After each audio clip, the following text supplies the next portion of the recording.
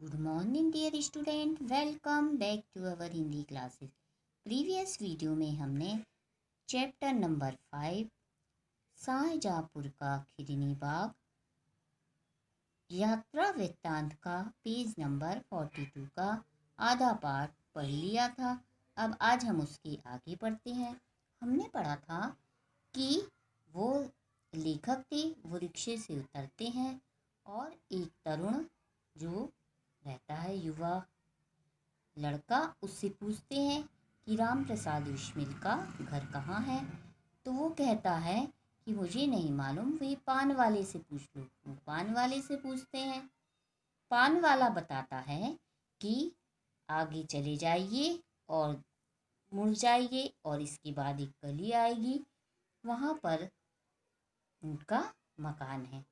तो वो धीरे धीरे आगे बढ़ते हैं तो एक लड़का जो कि पढ़ाई कर रहा है और मुंह में पान मसाला चबा रहा है और मन में बुदबुदा रहा है, तो उससे वो पूछते हैं।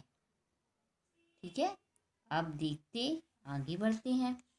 आगे वो क्या कह रहा है, चिड़ैया नक्षत्र की जैसी फुहारें पन्ने पर पड़ रही है, मैं पूछता हूँ बेटा।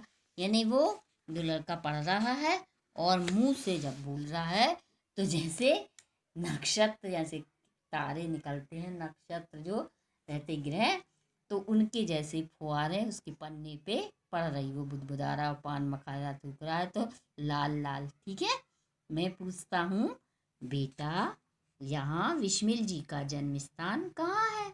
मैं उससे पूछता हूँ कि विस्मिल जी, उनका जन्म स्थान कहाँ है। तो वहाँ है, वो आगे कुछ कुछ हरा पुता मकान जो दिखाई देता है वही है। क्या बोलता वो कि जो हरा पुताई की है जिसमें, वही मकान है।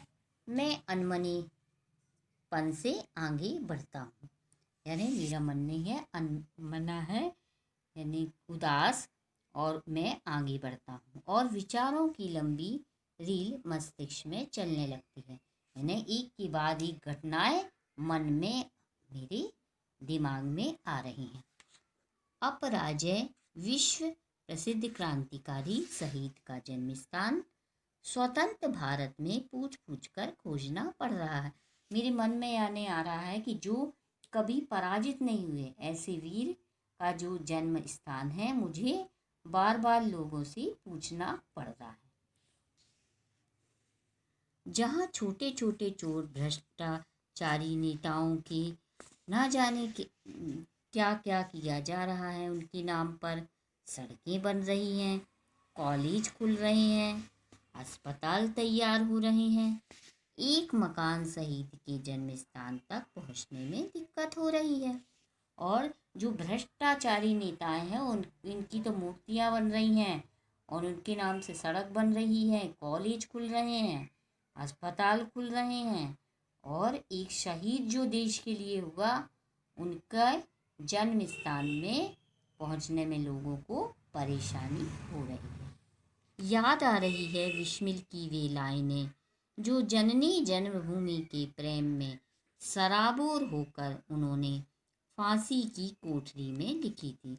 मतलब उनको लेखक कह रहे हैं कि मुझे वो लाइनें याद आ रही हैं जो राम प्रसाद बिस्मिल जी ने फांसी की कोठरी में जब थे वो, तब उन्होंने अपनी मातृभूमि के लिए लिखी थी। वो लाइन क्या है, हाय जननी जन्मभूमि छोड़कर जाते हैं हम, देखना है फिर यहाँ कब लौट कर आते हैं हम।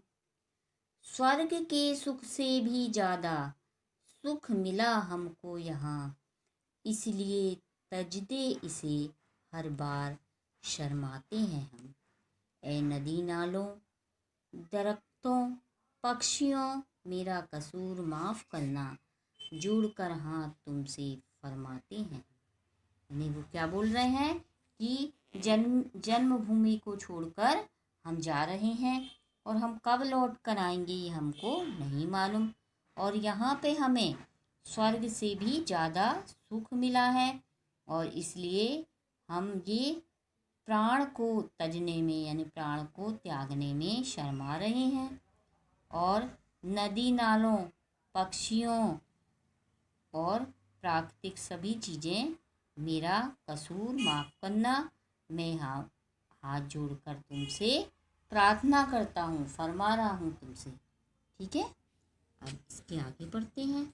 माँ मुझे इस जन्म में कुछ सुख ना दे पाए, कभी फिर जन्म लेंगे यह बोल कर जाते हैं हम। यानी इस जन्म में माँ हम आपको कोई सुख नहीं दे पाए, अब हम अगला जन्म जब लेंगे तब आपको क्या देंगे, सुख देंगे, ये बोल कर हम जा रहे हैं। अब इसी गंदी ऊबड़ खाबड़ गली के मकान नंबर 279 के सामने मैं खड़ा हूँ। यानी लेखक बोल रहे हैं कि इतनी गंदी ऊबड़ खाबड़ गली है, उसके मकान नंबर 279 के सामने मैं खड़ा हूँ।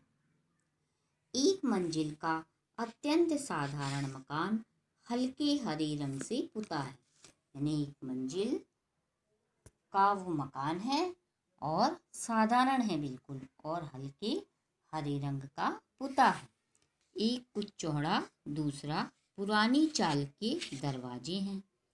एक कुछ चौड़ा, दूसरा सकरा, यानी पुराने जमाने के दरवाजे लगे हैं उसमें, और एक हल्का क्या है, और एक थोड़ा चौड़ा है और दूसरा सकरा।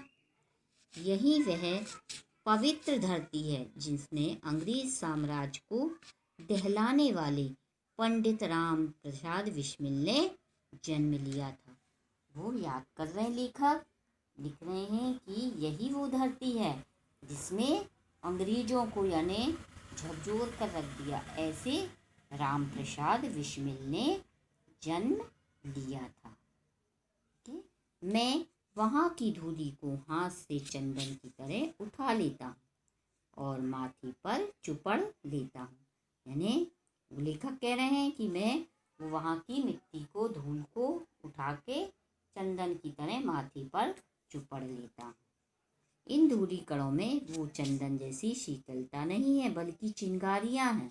चुनचुनाहट महसूस हो रही, शरीर में एक सौ हजारों आग की लपटें भर जाती हैं। अपने आप इंकलाब जिंदाबाद अधरों से फूट निकलता है। यानी बोल रहे हैं कि वहाँ चंदन जैसी उसमें ठंडक नहीं है, बल्कि ना शीतलता लग रही है, ना शीतलता मतलब ठंडक लग रही है, बल्कि क्या हो रही है, जलन टाइप हो रही है। और आग की लपटें जैसी हजारों आग की लपटें भर आती हैं और ऐसा लगता है अपने आप मुंह से क्या निकल रहा है, इंकलाब जिंदाबाद। ठीक है बच्चों, आज के इस वीडियो में इतना ही।